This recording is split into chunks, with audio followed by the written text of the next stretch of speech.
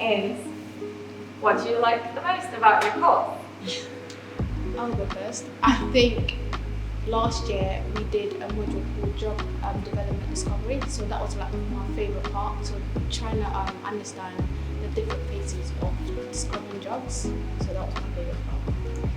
I think for me, it's just the broad job opportunities that we are able to get into after this degree. So I didn't know actually that we can do this much after a pharmacology degree, just going into drug discovery, clinical trials, working in different pharmaceutical industries, working with the government on like drug safety and stuff. So it's just, wow.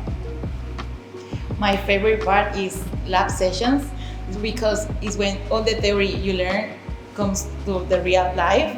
So I think it's the funniest part, working at the lab. Sometimes it can be really stressful, but I think it's where the magic happens. That is the best part. Working in the lab was my favourite part as well. The research, kind of going behind to understand why you get these side effects, what receptors this drug targets, how it actually works, and actually seeing it in practice. That is the best part. Yeah.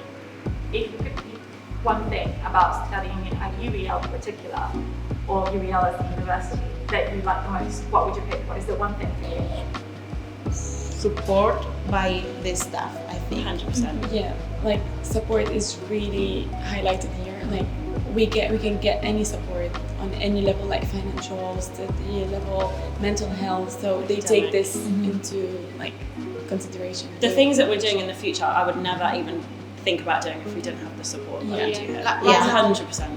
Yeah. Right now, like I was applying jobs, so I just contacted the career zone, so they've been helping me apply jobs, like which is really important right now as well, to apply jobs as soon as possible. Helping us from like step one right until we actually get it. Yeah.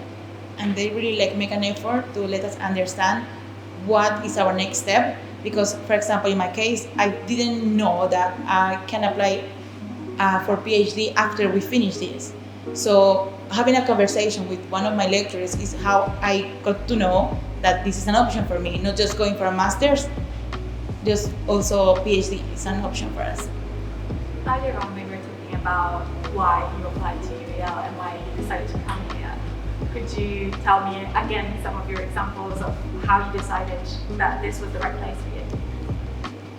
Like for me as an international student, I couldn't really get to go to an open day or something. So as an international student in Lebanon, I just had to email the uni, talk to them, and the support that I got from the uni, literally Dr. Samir, our head of pharmacology department, called me like 3 times to make sure that this is what I want, I'm comfortable with the modules, when I want to start, like when I'll be able to get into the UK, and them helping me with the papers, with everything that I needed, even with the financially, like we had like some problems back there in the country economically, so they made everything so smoothly so I don't get stressed and just like come here with the best support. And even when I came here, they made sure like for the 2 weeks I got food and everything, so they made it just amazing coming here. So yeah, I think I'm very grateful for this. Okay, in my case, my husband studied at this university, computer science, but in Docklands. And I was a bit worried, like, okay, I'm going to another campus, but at the end, it's the same people, the same organization working together to make everything happen. So when I applied for pharmacology, I applied to 5 universities, and I got 2 offers, and I just decided to come to here because of the good experience my husband had. So like, I feel more confident to just come here. How would you rate the facilities and specialist equipment for your course? The facilities are really good. It's amazing. And the support you get, I think mostly our experience is in the lab facilities, which are really good. I think we use it more when we do our dissertation products, if we're lab based. Yeah, they have different labs, different like departments. So actually when we get to discover different labs, we're like, wow. I think it's the most interesting because all the different lecturers have different research areas of their own, so they have the facilities to do that research. So it's the most interesting going to see their facilities and what kind of research they do. And also the lecture rooms, like after COVID, the university adapted really quick to record because everything was happening remotely. So there were some students that couldn't attend, so they were like watching everything from home. And now it's still carried on, which is amazing. Did you do any work experience so far or volunteering, traveling abroad as part of your course? Yes. I did a year on placement at a company called UCB. the university here advertised it, so I applied, and they helped me with my application, helped me with my interview, and I was successful. So I spent a year there working on a research project in the lab, and it completely, don't want to be cliche, but changed my life. I absolutely loved it. Because my second year was during COVID, so I didn't really get that much lab experience, and I didn't get to do it quite properly. So going into the lab there and seeing what it was actually like was incredible. I really, really appreciated that experience, and I'm going to go on to research now because of that.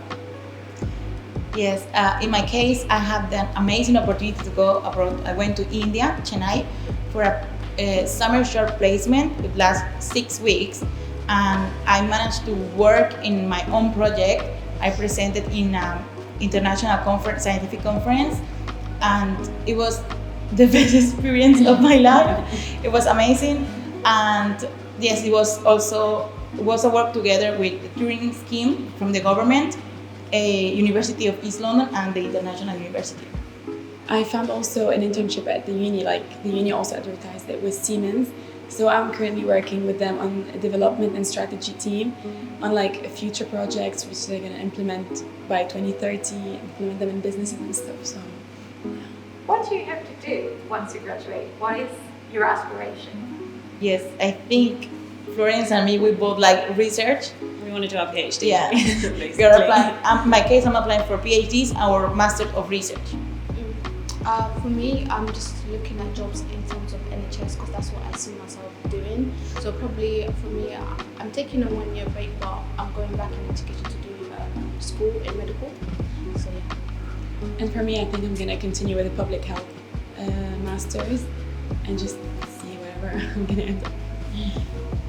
Could you talk to me about what inspired you to get into STEM, and particularly what, how can I say, inspired you to get into the choices that you made, for example, being chefs, PhDs in research?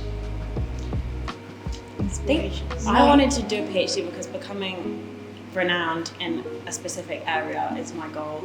I would love to be known for like that specific thing. Everyone comes to you for questions. I really want to work on senescence and aging.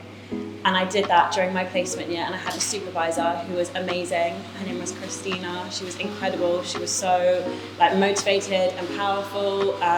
So she really inspired me to carry on. Something that inspired me was understanding that there is so much to discover, and doing a STEM degree helps to proceed with the discoveries. And doing a degree that involves many areas, because pharmacology is not just a study of drugs. You need to study biochemistry, biology, a little bit of maths. Involves many areas that you can really add to the new discoveries. So I think, yeah. For me, my parents are both pharmacists, so I was just inspired like since day one, going there and like working with them. But then I wanted something more, so I was like, pharmacology is something new and not much people know about, so they always think, oh, it's a pharmacy, but no, actually it's not at all. So doing pharmacology, you cannot actually work in a pharmacy.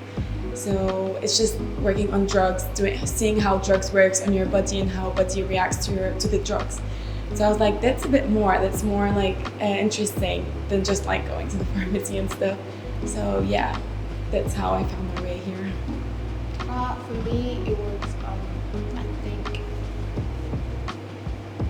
knowing what drug does to the body. So that kind of leads to what I wanted to do, like take it as a further. Because I was really interested in clinical trials and stuff, like when they try on patients and then placebo.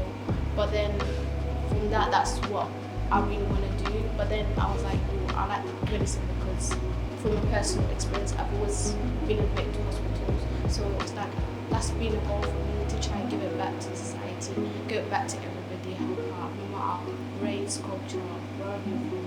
So for me, it was that. If you could say one thing to women, young women or mature women who want to get into STEM, and we know that historically we've been underrepresented in this particular industry, what would you tell them to encourage them or inspire them?